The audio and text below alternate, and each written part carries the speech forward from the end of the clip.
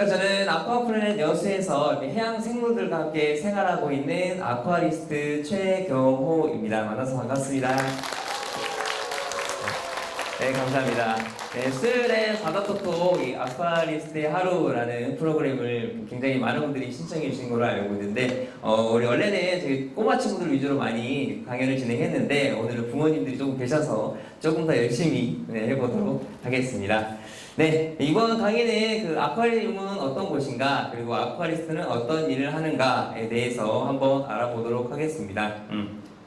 자, 먼저 여러분들 향후 몇 년 후에 직업이라는 것을 갖게 될 텐데, 아, 이런 직업도 있구나 하고 간단히 좀 생각을 해주시는 시간이 되시면 좋을 것 같아요. 자, 여기 제가 좀 적어봤는데, 취미가 직업이 되다 아쿠아리스트라고 적혀 있는데, 지금 아쿠아리움에서 근무하시는 분들은 대부분 여러분들 나이대, 어린 나이에 생물 키우는 걸 좋아해서, 생물을 좋아해서 이쪽 분야로 조금 더 진로를 잡으신 분들이, 근무를 하고 계신 분들이 굉장히 많습니다. 자, 먼저 첫 번째 아쿠아리움입니다. 아쿠아리움의 어원을 한번 보면 아쿠아와 리움, 합성어죠. 물이 있는 장소라는 뜻을 가지고 있습니다. 자, 예전에는 수족관이라고 많이 불렸는데 지금은 아쿠아리움이라고 많이 불리고 있죠. 자, 그러면 아쿠아리움에 있는 물은, 바닷물은 대체 어디서 올까요? 아쿠아리움은 굉장히 크잖아요. 근데 거기에 있는 굉장히 큰 수조의 물을 과연 어떻게 채울까? 여수나 제주나 부산같이 바다를 끼고 있는 아쿠아리움들은 실제로 펌프를 이용해서 바닷물을 끌어당겨서 물을 사용을 합니다. 그런데 여러분들 혹시 가본 적 있으실지 모르겠지만 롯데나 코엑스, 대구 이렇게 도시에 있는 아쿠아리움들이 많이 있잖아요. 그곳에 있는 아쿠아리움에 있는 물은 이 첫 번째는 아니고 이 두 번째 그리고 세 번째를 이용해서 물을 담습니다. 두 번째는 탱크로리, 실제로 바닷물을 저희가 탱크를 이용해서 물을 사와요. 그래서 물을 채우는 형식을 쓰고 있고요. 그리고 세 번째는 인공염, 소금을 실제로 이용해서 바닷물을 만들어서 사용을 하고 있습니다. 여러분들 옛날에 그 봉이김선달이 대동강물을 많이 팔았잖아요. 지금은 바닷물을 사고 쓰고 있는 그런 시대가 왔습니다. 자, 여러분들 1톤의 바닷물이 혹시 얼마나 될 것 같아요? 1억? 너무 비싼데요?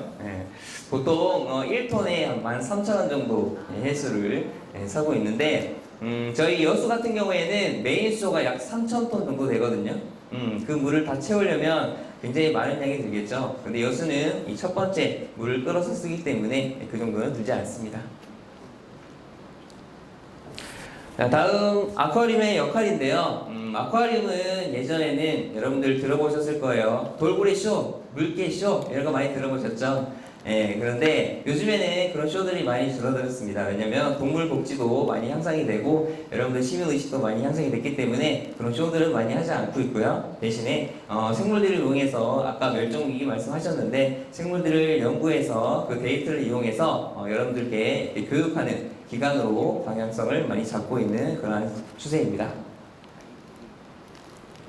자, 아쿠아리움에서 전시하고 있는 생물을 한번 보면 첫 번째 어류, 그 다음에 해양포유류, 그리고 파충류, 그리고 기타 생물들을 전시를 하고 있어요. 이 친구 이름 아시는 분 있어요? 상어! 백상아리. 백상아리를 저희가 키울 수는 없습니다. 너무 무서워요. 이 친구는 샌드타이거 샤크라고 하는 친구고, 그리고 이 친구는 아세요? 그렇죠. 지금 제가 사역하고 있는 흰고래 벨루가라는 친구입니다. 그리고 바다거북, 완두개라는 친구들이 있습니다. 네, 다음으로는 아쿠아리스트에 대해서 한번 이야기를 해볼 텐데, 자, 아쿠아리스트는 무슨 일을 하는 사람 같아요? 동물들에게 밥 주고 키우는 사람 맞습니다. 수조도 청소하고, 자, 여러분들이 아쿠아리움에 오시면 볼 수 있는 것들을 일을 하는 분들이죠. 네, 사전적인 의미로는 그 대형 수족관에서 수중 생물들을 사육하고 관리하는 사람을 말합니다. 여러분들이 말씀하신 거 다 맞아요. 제가 이번에는 우리 영상으로 아쿠아리움을 조금 가지고 왔는데 한번 보시기 바라겠습니다.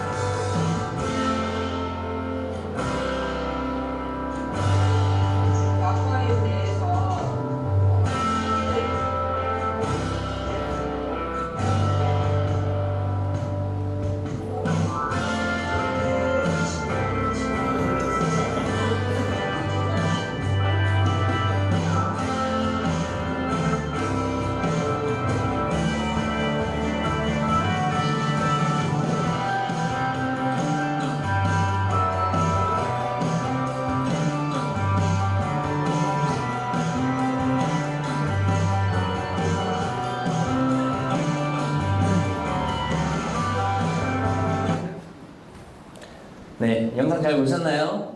네, 우리 친구들이 동물 친구들 나오니까 눈이 좀 초롱초롱해지면서 집중을 잘 하시는 것 같습니다.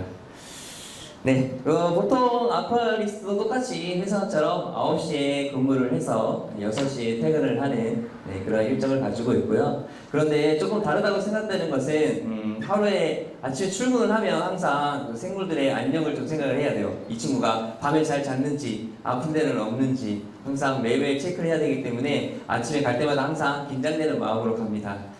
그 기계로 일하시는 분들하고 조금 다른 점이 이 친구들은 살아있는 생물이기 때문에 이 친구들이 굉장히 어느 순간 갑자기 좀 안 좋아질 수 있기 때문에 그런 부분에 굉장히 염려스러운 그러한 직업을 가진 겁니다. 네, 아쿠아리스트의 일상 업무인데 아까 여러분들이 말씀하셨던 생물 밥 주고 생물 수조 청소해주고 이런 일들인데 조금 더 세부적으로 한번 알아보도록 하겠습니다.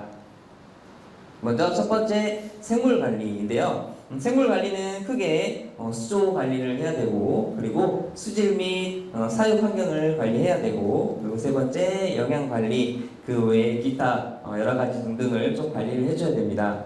첫 번째 수조 관리인데요. 여러분들이 아쿠아리움 오시면 흔하게 볼 수 있는 것들이에요. 우리 아쿠아리스트가 열심히 수조를 청소를 해주시는 것 보이시죠? 여러분들은 수조 청소하거나 말거나 이렇게 손을 많이 흔들어주세요. 안녕 나한테 손만 한 번만 흔들어주세요. 이렇게 많이 말씀해 주시는데 저희도 수조 열심히 청소하다가 우리 친구들 오면 열심히 손을 흔들어주고 왜냐하면 아쿠아리움 오신 분들은 굉장히 밝은 긍정적인 에너지를 가지고 오시잖아요. 그래서 거기에 조금 기대에 부응하기 위해서 저희도 청소 열심히 하다가 손도 많이 흔들어주고 합니다. 그래서 청소 시간이 조금 오버가 되는 시간이 굉장히 많아요. 청소만 하면 1시간 할 거를 손도 흔들어주고 우리 친구들 밝은 얼굴도 보고 하면 1시간 반, 2시간이 되기도 합니다. 자, 여기 보면 수조 관람장 외부 및 내부 청소 적혀 있는데 여러분들 쉽게 설명드리면 여러분들 방이라고 생각을 하시면 돼요. 방에 여러분들 지저분하고 더러우고 많고 곰팡이 끼고 그러면 여러분들 기관지나 굉장히 안 좋아지겠죠? 해양생물도 마찬가지예요. 살고 있는 그 수조를 깨끗하게 관리를 해주어야 우리 친구들이 질병에 걸리지 않기 때문에 수조 관리를 깨끗이 해주어야 합니다. 그리고 여기에 육상부 청소라고 나와 있는데 해양 포유류들은 물에만 살고 있는 게 아니에요. 밖에 나와서 일광욕도 하고 쉬기도 하고 그렇기 때문에 육상부 지금처럼 이렇게 땅이 좀 필요합니다. 그래서 이 땅에서 쉬다 보면 우리 친구들 배설물도 뭐 똥도 쌀 수도 있고 한데 그 부분을 깨끗하게 청소를 해줘야 돼요. 자, 제가 생각할 때 이 똥을 보고 좋아하는 것은 우리 신생아를 가진 어머님하고 그리고 사육사 이 두 명인 것 같아요. 우리 정상분들 보면 우리 부모님들 굉장히 좋아하시잖아요. 건강하니까. 저도 마찬가지로 우리 친구들이 정상변을 보면 이 친구가 건강하구나 이런 생각이 가장 먼저 드는 것 같습니다. 여기서 보면 지금 여기는 그 수조 청소하는 것이고 저기도 마찬가지 그리고 여기는 찬물범 수조인데 물을 빼고 직접 청소를 하는 그러한 일을 하고 있는 건데 실제로 아쿠아리스트가 여러분들이 그냥 밖에서만 보면 굉장히 멋있고 생물 밥 주고 공연도 하고 이런 것만 보시겠지만 뒤에서는 이렇게 매일 그 다이빙도 하고 저기서 청소도 매일매일 하는 그러한 일들을 하고 있습니다. 자, 두 번째로는 수질 관리인데요.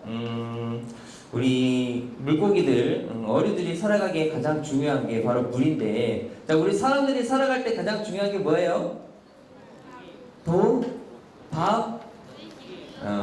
공기죠. 자, 여러분들 코를 막고 1분만 참더라도 굉장히 고통스럽잖아요.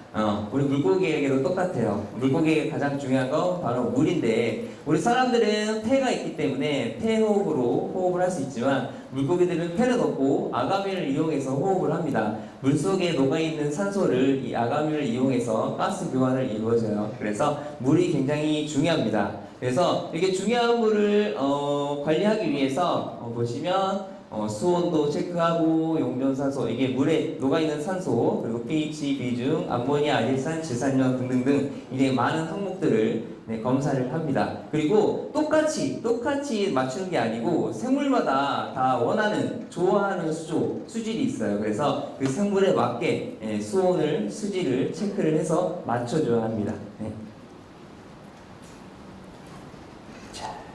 자, 그 다음에 이런 수질들을 잘 맞춰주기 위해서 설비들이 많이 들어가는데 보시면 이게 사람 모양인데 사람으로 조금 비유를 해왔어요.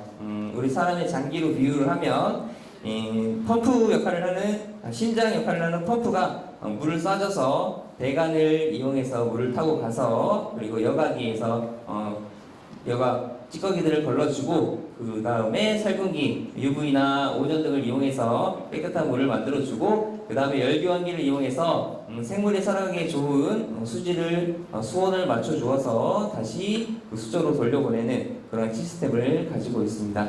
자, 아쿠아리움은 총 세 가지의 파트가 있는데 그 어류 파트, 포어류 파트, 그리고 설비 파트 이렇게 총 세 가지의 파트가 있어요.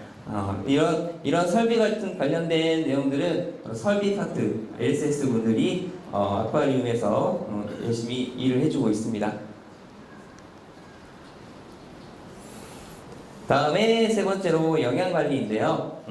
우리 친구들이 먹는 먹이는 사람들도 먹을 수 있는 굉장히 신선한 먹이입니다. 아까 그 영상에서 보셨다시피 깨끗한 먹이를 잘 손질을 해서 우리 친구들에게 급여를 해주고 있는데 여러분들 냉동 사료는 사료들은 냉동이 되면 영양소가 많이 파괴가 돼요. 그래서 이런 파괴된 영양소를 보충해주기 위해서 비타민이라든지 이렇게 마주리라고 하는데 이것은 해양 포유류 전용으로 나와 있는 비타민입니다.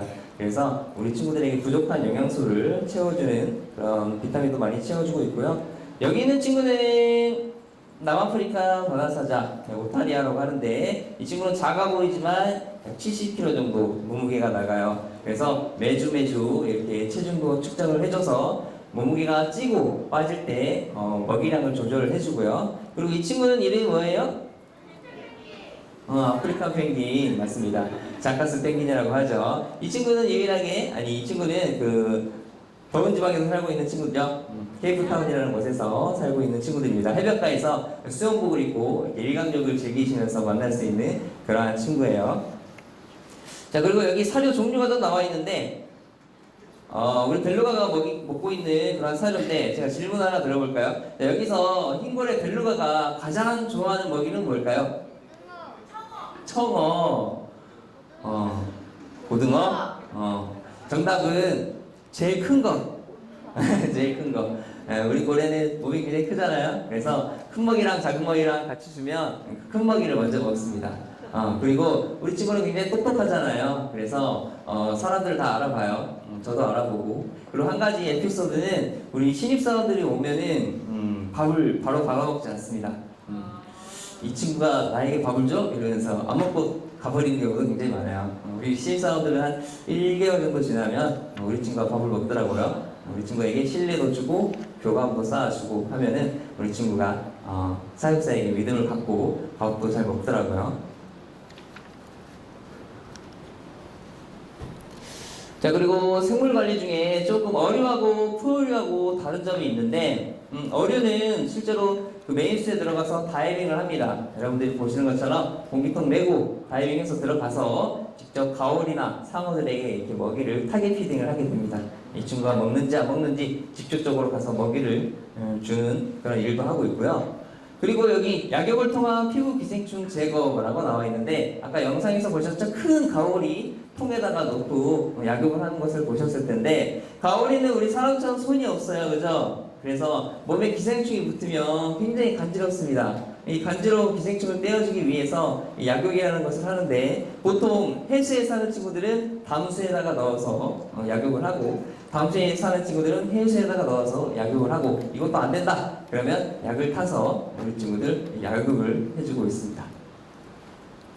다음에 해양포유류 여기에 정형행동 방지를 위해서 행동공부화를 진행을 하는데 제한된 사육 공간 내에서 우리 친구들이 효율적으로 사육 관리하기 위해서는 이 행동 풍부화가 꼭 필요합니다. 보시면 여러 가지 장난감들이 많이 있죠. 행동 풍부화라는 것은 우리 생물에게 키우고 있는 친구에게 자극을 주는 것을 말해요. 그 자극으로는 환경 자극을 줄 수가 있고 감각적인 자극을 줄 수가 있고 그리고 먹이를 다르게 줘서 자극을 줄 수가 있는 이러한 행동 풍부화를 열심히 많이 해주면 우리 친구들이 지루하지 않고 건강하게 행복하게 잘 살 수 있을 거라고 생각이 듭니다. 자, 그리고 아까 건강관리에서 우리 해양생물들이 아프다고 표현을 하면 제가 생각할 때는 이미 늦은 거라고 생각을 해요. 아프다고 저희가 인지를 하게 되면 늦은 거라고 생각이 들기 때문에 아프기 전에 미리미리 검사를 잘 해줘야 될 거라고 생각이 듭니다. 네, 다음으로는 생물 전시인데, 자, 아까 제가 여기 들어오기 전에 저쪽에 보니까 니모 흰 동가리도 있더라고요. 네, 생물 전시는 여러분들이 만약에 아쿠아리스트가 됐다고 생각을 했을 때 내가 어떤 생물을 한번 키워보고 싶다라고 생각이 들면 그 다음에 행동으로 실천해 나가는 건데, 먼저 전시 컨셉을 정해야 됩니다. 내가 니모 흰 동가리를 전시를 할 거면 어떻게 전시를 할 건가. 이 친구는 뭐 말미잘에 몸을 비비거나 사우나에 숨거나 이런 습성을 이용해서 또 이런 수조를 만들어줘야겠다 하면은 이런 디스플레이 제작을 합니다. 산호라든지 말미잘이라든지 이런 것들을 이용해서 수조를 먼저 만들고, 그 다음에 니모 흰동가리를 데리고 오고, 그 다음에 이렇게 설치하는 방향으로 아쿠아리움 수조 하나하나가 만들어진 거예요. 자, 먼저 전시 컨셉으로는 여러 가지 주제가 있는데, 여러분들이 조금 생각할 때 봄이나 가을, 겨울에 만날 수 있는 친구들을 전시할 건지, 아니면 주제, 이 공생하는 친구들이 있죠? 곰치나 새우 같은 친구들 같이 살잖아요. 그 친구들을 이용해서 수조를 만든다거나, 아니면 그 생물의 특징을 이용해서 해마 같은 친구들을 이용해서 수조를 만든다거나, 이런 컨셉을 잡아서 처음에 계획을 합니다. 그 다음에 이제 우리 친구들이 살 수조를 만들어야겠죠. 이 수조는 요즘에는 기성품으로 많이 파는 곳도 많아요. 그래서 사거나 아니면 아쿠아리스트가 직접 만들어서 이렇게 수조를 만들기도 합니다. 여기 두 번째 보시면 장어류에 있는 친구들이 있는데, 이 장어류 친구들은 계속 어딘가를 타고 이렇게 올라가잖아요. 그런 습성을 이용해서 이렇게 파이프를 이용해서 수조를 꾸며준 내용이고, 세 번째, 해마는 꼬리를 감고 있는 습성이 있기 때문에 이런 산호들을 이용해서 해마 수조를 꾸며줍니다. 생물을 데려오는 일은 인근 지역에서 저희 아쿠아리스트들이 직접 채집도 합니다. 남해에 있는 죽방염이라는 곳인데, 이 죽방염이라는 곳에 가서 실제로 아쿠아리스트가 가서 가슴장어 입고 물 젖으면서 생물들을 데려오는 일도 하고, 가끔은 갯벌을 기어다니면서 생물들을 채집하는 일도 합니다. 그리고 이건 해파리를 채집하는 내용인데, 여수나 고성 쪽, 고흥 쪽에 보면 해파리가 굉장히 많이 나가요. 그래서 해파리를 직접적으로 채집을 해서 해파리를 전시를 하기도 합니다. 그 외에 우리나라에 살고 있는 친구들은 우리 아버님들은 좋아하실 거예요. 낚시하면 뭐 감성돔이나 이런 거 많이 나오죠. 근데 실제로 여러분들은 감성돔 이런 거 별로 안 좋아하고 예쁜 알록달록한 친구들 좋아하잖아요. 예쁜 친구들은 대부분 따뜻한 곳에 살기 때문에 동남아 쪽이라든지 일본 아래쪽에 그쪽에 사는 친구들이 많아요. 그래서 수입을 많이 해갖고 오는 그런 상황입니다. 네, 이렇게 우리 친구들이 딱 들어오게 되면 이렇게 설치를 통해서 수조의 안정화를 이룹니다. 안정화를 이루게 되면 이렇게 예쁜, 아름다운, 여러분들이 봤을 때 와 멋있다 라고 하는 이런 수조가 완성이 될 수가 있습니다.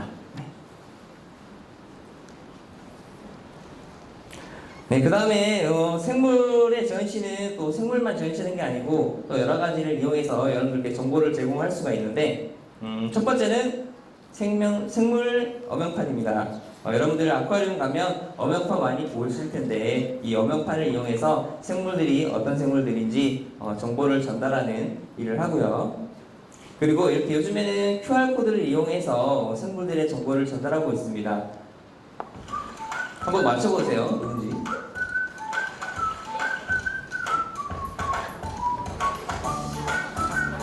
아까 저기 밖에도 있더라고요. 네, 다 아시죠? 닥터피쉬.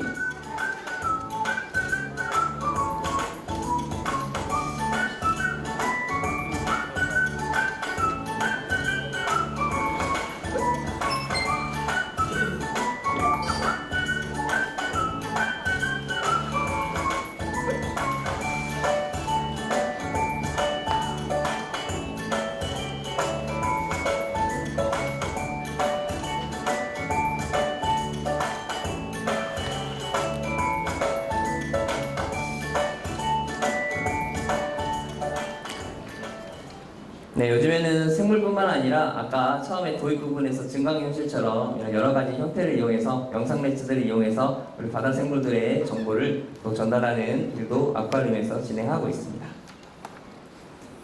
그리고 아쿠아리스트가 하는 일의 또 하나는 바로 교육 내용입니다. 여러분들이 아쿠아리움에 오면 설명회 같은 거 많이 하잖아요. 사역하고 있는 친구들을 여러분들께 어떤 친구들인지 소개시켜주는 그러한 일도 하고 있습니다. 보시면 흰골에 벨루가 친구도 있고 여기는 아까 나왔던 아프리칸 펭귄 친구도 있죠. 설명회를 이용해서 여러분들에게 이 친구들은 어떤 친구들인지 설명해주는 일도 아쿠아리스트가 하고 있습니다. 여러분들 그거 아세요? 아프리칸 펭귄 우리 사람으로 치면 지붕과 같은 역할을 하는 곳이 어디예요? 잘 모르세요? 우리 펭귄들 보면 이 배에 점이 많이 나 있어요. 검정색 점이 많이 나 있는데 이 점의 위치와 개수가 다 달라요. 이것을 보고 다르다는 것을 확인하실 수가 있습니다. 우리 사람으로 치면 지문과 같은 역할을 하는 곳이 바로 이 배에 있는 점이고요. 그리고 또 한 가지는 바로 종보존 교육입니다. 지금 아쿠아프렌 여수에서는 바다거북 종 번식에 굉장히 힘을 많이 쓰고 있습니다. 그래서 저희가 매년 방류를 하고 있는데 이런 바다거북 종보존 교육을 위해서 우리 어린 친구들에게 이렇게 교육하는 일도 같이 진행을 하고 있습니다. 그리고 지금처럼 나와서 아쿠아리스트가 어떤 직업인지 이런 진로 특강도 하고 학교에 나가서 이런 특강도 하고 아쿠아리움 어떤 곳인가 또 알려주기도 하는 그런 일들도 같이 병행을 하고 있습니다. 아쿠아리움에서는 아쿠아리스트만 근무하는 게 아니고요. 학예사분 그리고 수의사분도 같이 근무를 하고 있습니다. 그리고 아까 제가 생각할 때 아까 지금 증강현실 아까 말씀해 주셨는데 나중에는 이런 생물들이 아니고 실제로 영상들을 가지고 여러분들이 아쿠아리움에 오면 영상 매체들을 통해서 우리 생물들을 좀 볼 수 있지 않을까 그런 생각도 하게 됩니다. 다음으로는 구조치료인데 하는 일이 좀 많죠. 아쿠아리스트가 아쿠아리움에서 생물 사육만 하는 것이 아니고 이렇게 구조 활동도 같이 하게 됩니다. 영상을 한번 보겠습니다. 안녕하세요. 신고할 수 있나요? 네, 혜경입니다. 무엇을 도와드릴까요? 사진이나 영상을 보내주실 수 있을까요? 죄송하지만 좀 가까이 대서 찍어주실 수 있을까요? 아침 해변 가까이 왔네요. 잠시만요. 네, 저희가 곧 조치하겠습니다. 저희가 갈 때까지 가만히 놓아주세요. 안녕하십니까. 해양왕 경공단 임성호입니다. 몰골의 한 개체가 들어와 못 빠져나가서 구조 요청 신호가 들어왔습니다. 출동 가능한 구조 치료기관이 있으실까요? 네, 저희가 곧 출동하겠습니다. 여보세요? 네, 알겠습니다. 지금 출동하겠습니다.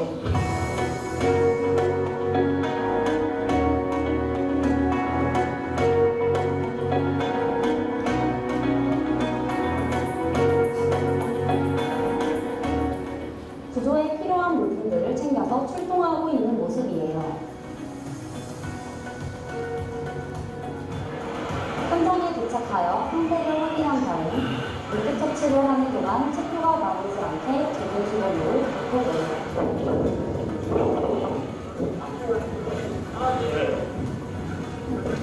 응급 처치 후 다시 활력을 찾은 친구는 원래 있던 바다로 무사히 돌려보내요.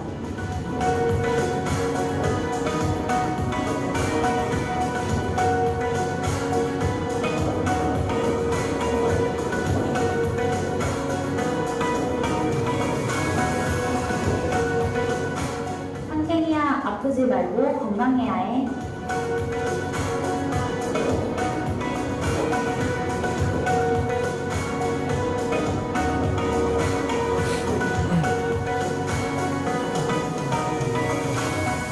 해양 생물을 위한 구조 시스템은 신고가 들어오면 해양경찰이 접수를 하고 전문 구조 치료기관이 출동하여 구조 작업에 착수합니다. 그 후 상태에 따라 응급처치 후 방류 또는 이송 여부를 결정합니다.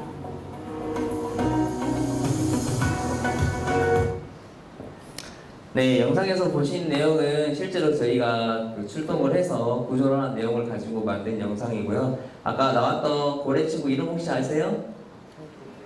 네? 상갱이 맞습니다. 상갱이도 우리나라 해양보호생물로 지정이 되어 있어요. 해양보호생물은 우리나라에서 서식하고 그리고 개체수가 아주 빠르게 줄어들고 있는 친구들을 해양보호생물로 지정을 하고 있습니다. 우리나라에서. 그래서 약 91종 정도가 우리나라에 지정이 되어 있고요. 여러분들이 잘 알고 있는 고래상어 그리고 그 망치상어 있죠? 망치상어랑 그리고 헬마 이런 친구들이 속하는 친구들입니다.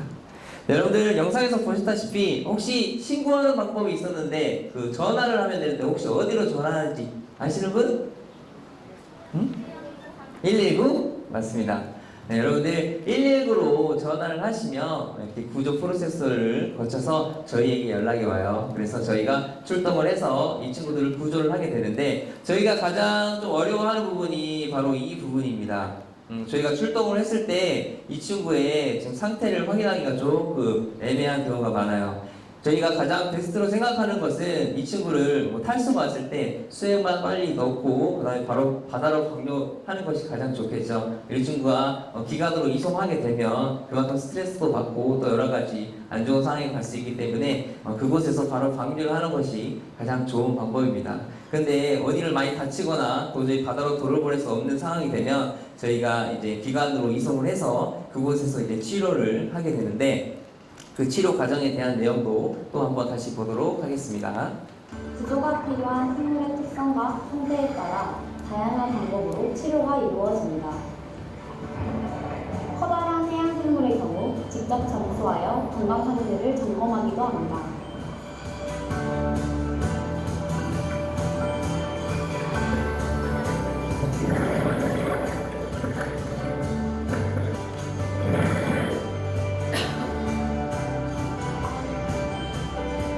아쿠아플라넷은 다양한 생물들이 치료를 받을 수 있는 의료시설과 전문 인력을 보유하고 있습니다.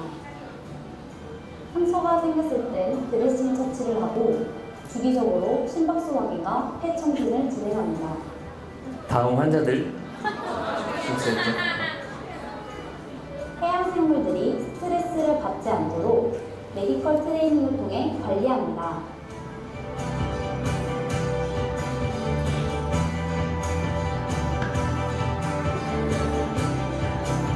공기공 검사와 항생을 통한 체온 측정 또는 치아 검진 등을 통해 생물의 건강 상태를 확인합니다.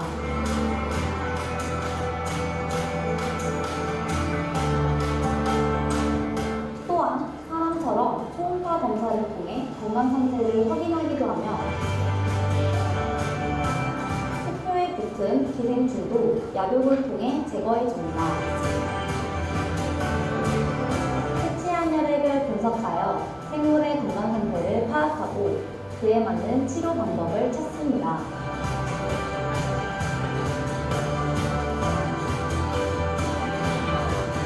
엑스레이 촬영을 통해 몸의 이상 여부를 확인하며 수의사는 정확한 진단과 치료 방법을 아쿠아리스트와 함께 상의하여 치료를 진행합니다.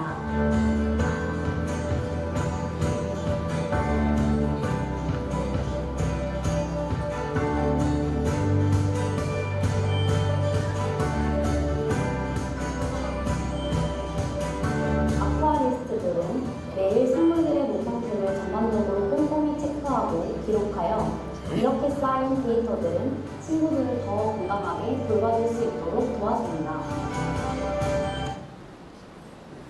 네, 이렇게 우리 친구들 여러 가지 치료를 통해서 건강해지며 바다로 나가게 되는데 제가 안타까운 점은 아까 봤던 그 상갱이 같은 친구들은 요즘에 그 신고가 잘 들어오지 않습니다. 네, 우리 친구 해양보호생물로 지정이 되기 전에는 고래가 거래가 됐어요. 상갱이가 거래가 됐는데 해양보호생물로 지정이 됨으로써 거래가 안 됩니다. 그래서 어민분들이 혹시라도 걸리게 되면은 굉장히 좀 불필요하거나 복잡한 상황이 많이 발생하기 때문에 신고를 잘 해주지 않아요. 그래서 저희가 해양포유류 같은 경우에는 살아있는 친구들을 만나기가 조금 어렵습니다. 그래서 최근에는 지금 여수 쪽에 거북이가 많이 지금 또 잡혀가지고 저희가 구조 활동을 좀 많이 나가고 있는 그러한 상황입니다. 네, 그리고 마지막으로 이렇게 좋은 보존 활동에 대해서 한번 더 보도록 하겠습니다. 우리 친구가 치료를 다 받거나 번식을 하거나 했을 때 이제 바다로 나가는 그런 내용입니다. 아쿠아플라넷 여수에서는 멸종위기에 놓인 생물의 정보전을 위한 연구가 활발히 진행되고 있습니다. 지금도 아쿠아플라넷에서는 수많은 생명들이 탄생하고 있습니다.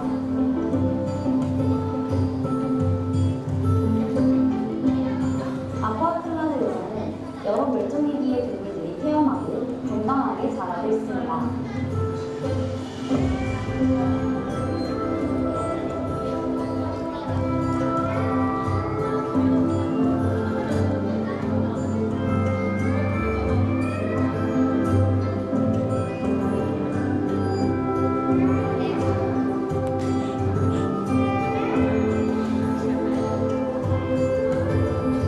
지금 보시는 장면은 국내에서 최초로 영상에 담긴 화이트틱 민트샤크의 출산 장면입니다. 아이 귀여워.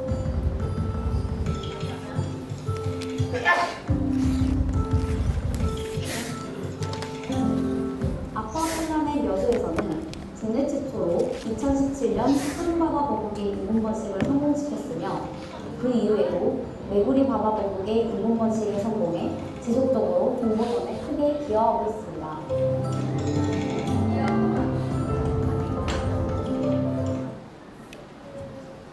네, 이렇게 우리 새끼들도 많이 태어나고 좀 보존을 위해서 열심히 근무도 하고 있는 아쿠아리스트였고요.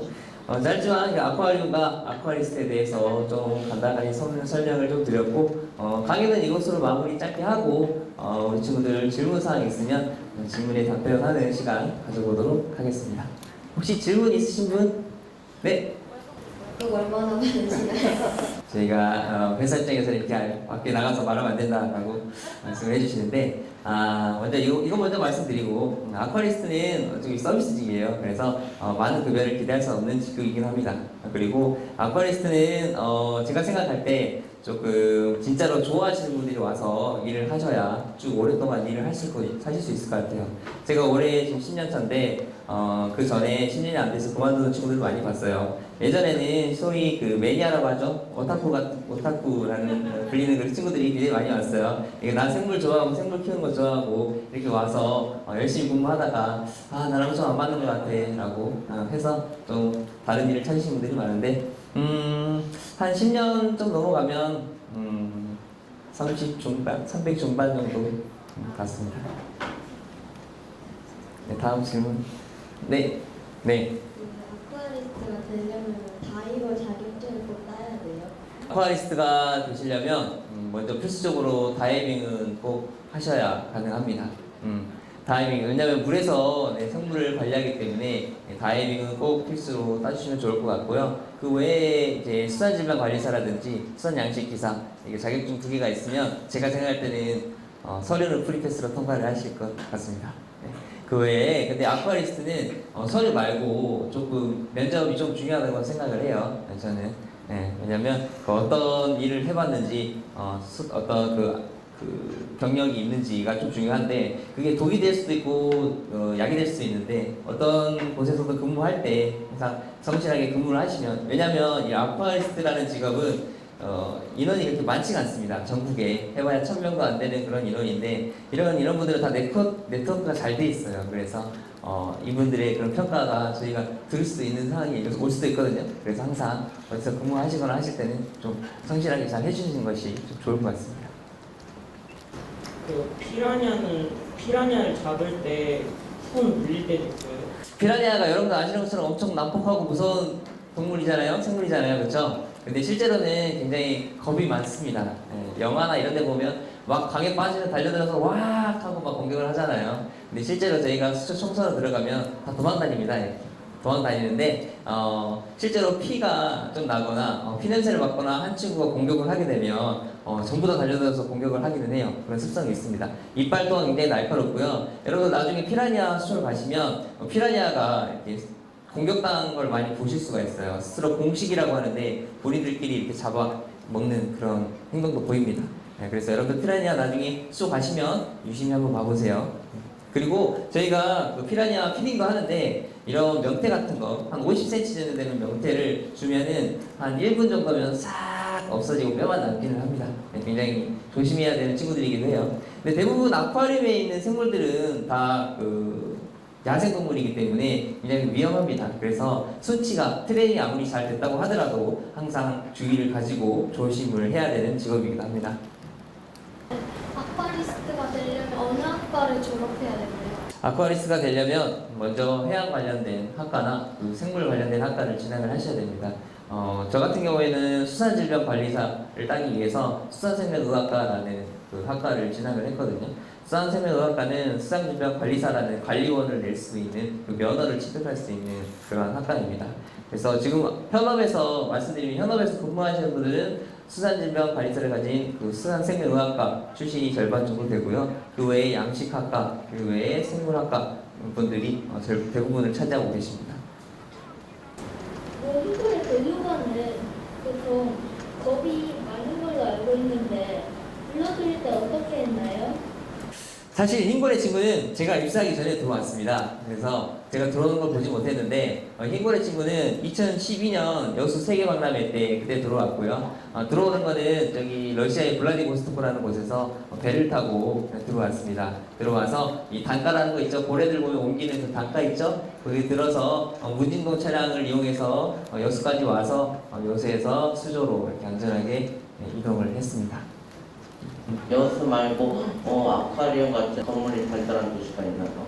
저희 아쿠아 플라넷만 하더라도 지금 여수, 제주, 일산, 육삼, 광교 이렇게 3개가 있고요. 그 외에 부산, 그리고 대구, 롯데, 코엑스 이렇게 큰 수조들만 하더라도 이렇게 굉장히 많고 최근에 롯데는 지금 저기 해외 베트남에도 지금 아쿠아리움을 하나 지었죠.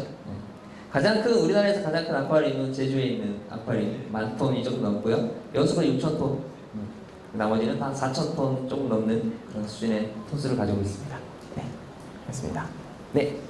그 해양 생물을 약간 잡아가지고 치료를 해주고 방류를 해주면 그 친구가 어떻게 다시 무리로 돌아가서 생활하는지 궁금합니다.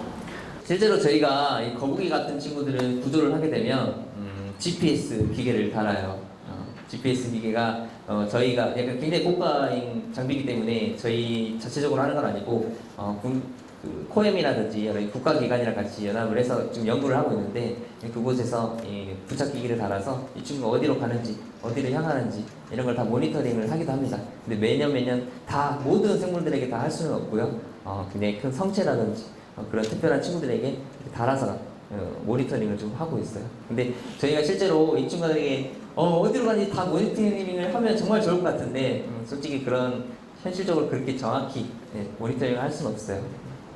그리고 실제로 저희가 여기에는 안 나왔지만 그 거북이를 저희가 방류 행사를 하는데 방류를 한 친구가 저기 3,000km나 되는 그 곳을 헤엄쳐서 저기 베트남에 해안까지 가는 것을 저희가 GPS를 통해서 모니터링을 하거든요. 베트남에 있는 그 해안가가 중요한 이유가 거북이가 어린 친구들이 살기에 굉장히 좋은 환경입니다. 그래서 스스로 제주도에서부터 이렇게 헤엄을 쳐서 해류를 타고 열심히 가서 그곳까지 정착했다는 것은 아주 좋은 의미가 있는 것 같습니다. 동물이 화났을 때 어떻게 대답해요? 좋은 질문입니다.